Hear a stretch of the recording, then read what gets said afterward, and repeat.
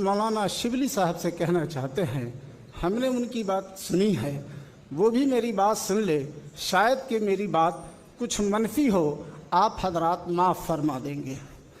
آپ نے موجودہ امیر شریعت یا سابق امیر شریعت کہہ لیجئے، ان کے حوالے سے ایک دو باتیں کہی کہ وہ ان کو ہندوستان کی شہریت حاصل نہیں، ایک بات۔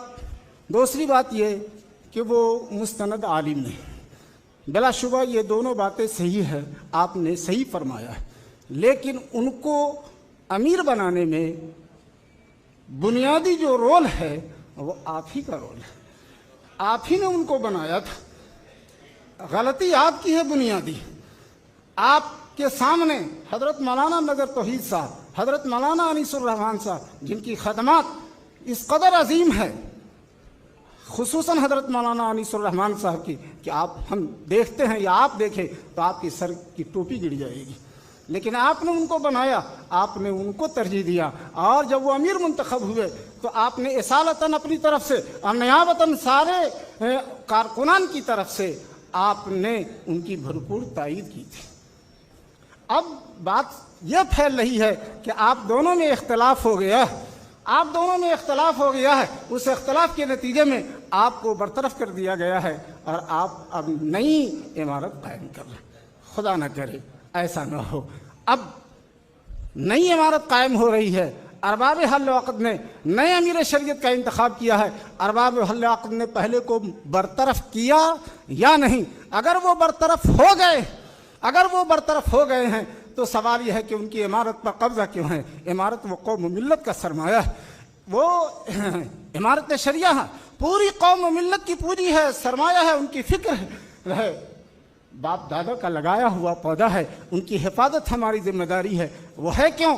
ان لوگوں کو برطرف کیا جائے، خالی کروائے جائے، اور اگر نہیں خالی کروا رہے ہیں تو یہ ارباب حل و عقد کی کمزوری ہے، یہ ارباب حل و عقد کی کمزوری ہے۔ خود ارباب حل و عقد کا مسئلہ زیر غور ہوگا۔ آقا صلی اللہ علیہ وسلم، سن لے ذرا غور سے، آقا صلی اللہ علیہ وسلم نے ایک مرتبہ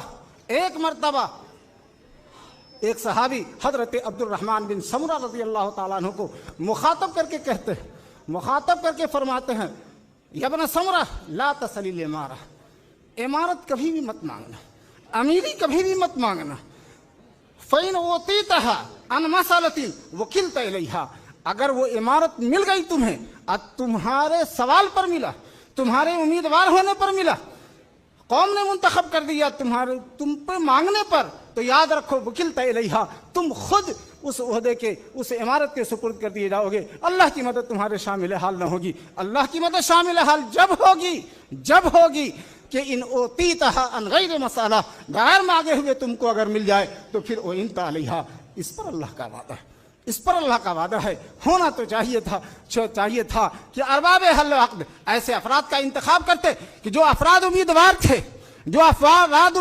تھے پھر وہ مشکوک ہو گئے، شک کے دائرے میں آ گئے۔ ارباب حل و عقد ایسی شخصیت کا انتخاب کرتے جو شخصیت امیدوار نہ تھے، ووٹنگ میں شریک نہ تھے، ایسے کا انتخاب کرتے، یقیناً اللہ کی مدد ہوتی۔ لیکن آپ نے انتخاب کیا ہے مولانا انیس الرحمان صاحب کا سوال یہ ہوتا ہے کہ آپ نے اس سے پہلے انتخاب کیا ہے یا آج انتخاب کیا ہے؟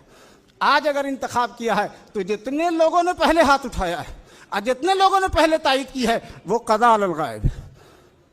آپ کے ہاتھ اٹھانے کا کوئی اعتبار نہیں، جو پہلے آپ نے اٹھایا وہ قضاء علی الغائب ہے۔ صحیح نہیں، حضرت ابھی تشریف لا رہے ہیں، اب سے جو بات ہوگی حضرت کے سامنے آپ کے ہاتھ اٹھانے کی، وہ بات قابل اعتبار ہوگی۔ آپ نے جو پہلے تائید کی ہے اس کا اعتبار نہیں۔ آپ اگر حضرت کو امیر شریعت مان رہے ہیں، تسلیم کر رہے ہیں، اثرنو تائید کرے حضرت کی، اور اگر موجودہ جو امیر شریعت ہے ان ارباب حل و عقد ان کو یقیناً وہ عالم نہیں ہے، سب تائید کر دے، یقیناً تائید کرے، ارباب حل و عقد بھی وعدہ کرے کہ ہم عمارت کا دفتر خالی کرواویں گے، ان سے خالی کرواویں گے، ہر حال میں خالی کرواویں گے، اور وہ عالم نہیں ہے۔ ان کے باپ دادا کی خدمات سر آنکھوں پر، بہار اب جو گلشن میں آئی ہوئی ہے یہ سب پود انہی کی لگائی ہوئی ہے۔ یہ حقیقت ہے کہ ان کے باپ دادا کے جو خدمات ہے तारीख हर चीज़ को फरामोश कर सकती है, हर चीज़ को फरामोश कर सकती है, उनके बाप दादा की खदमत को फरामोश नहीं कर सकती।